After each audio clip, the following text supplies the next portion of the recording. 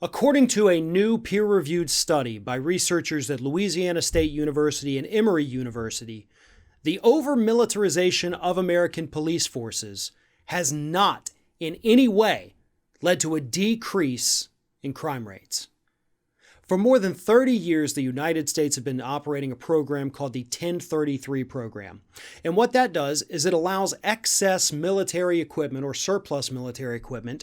Once it's no longer needed by the U.S. military, it is then passed on to police departments here in the United States.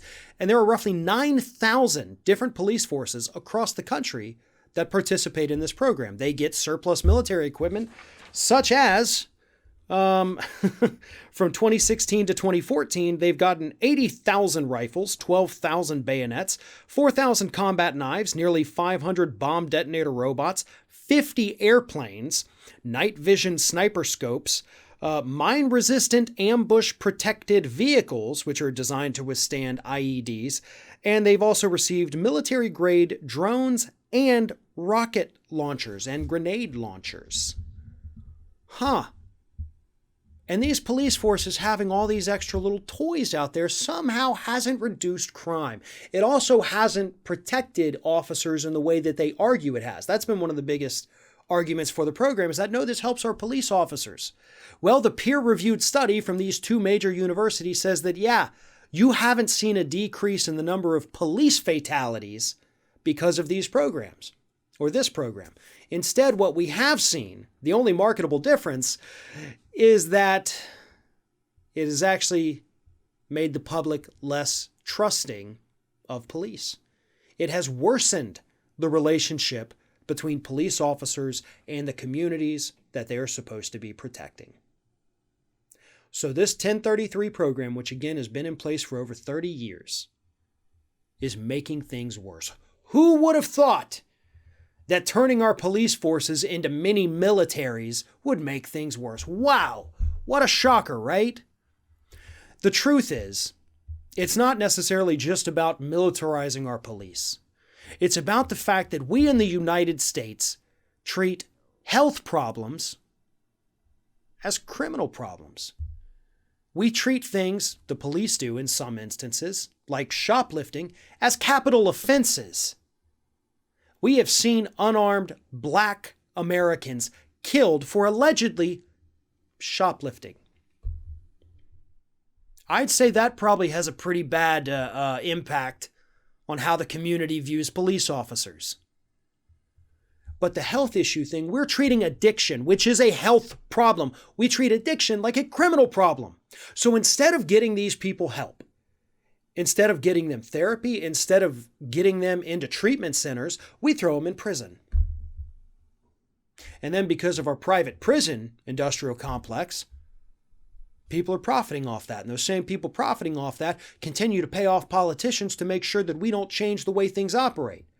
So that way we don't start treating addiction as a health crisis, and instead we continue to treat it as a criminal crisis so we can lock them up and they can get more money and the cycle will just continue. We don't do things about income inequality. We don't do things about the fact that there are people in this country who need things. They need food. They need money. They need to be able to survive, but we starve them of those things, forcing them to turn to criminal acts. Sure, not all the time. Some people are just bad people. But most of the folks in this country, most of the ones we have locked up, they're not. They're victims of circumstance. Look, you're never going to find any group of human beings together where there's not some kind of crime, okay? Sometimes that's just part of the way it is. But there are far too many people in this country locked up over health issues, locked up over minor things that could be handled in a better way with community outreach, with therapy, with health monitoring. But we don't want to spend the money on that. Instead, we'd rather spend the money saying, hey, local police force, here's your grenade launcher. Not exactly a deterrent for somebody who feels the need they have to go out and steal in order to provide for their family, or somebody who turns to dealing drugs because that's the only way they can make a living. Those are systemic problems in this country that could be addressed and could be fixed. But it would take an investment and it would take time. And this country is not willing to do those things. We would rather take them off the street, lock them up, throw away the key, and let a corporation profit off it. All the while, we're sending police airplanes, helicopters, grenade launchers, drones, giving police every tool and weapon of war they could imagine, overfunding their already bloated budgets. Meanwhile, teachers in this country have to pay out of pocket for their own printer ink. I know, I actually did it this morning, had to run to the store to buy printer ink and drop it off at my wife's school.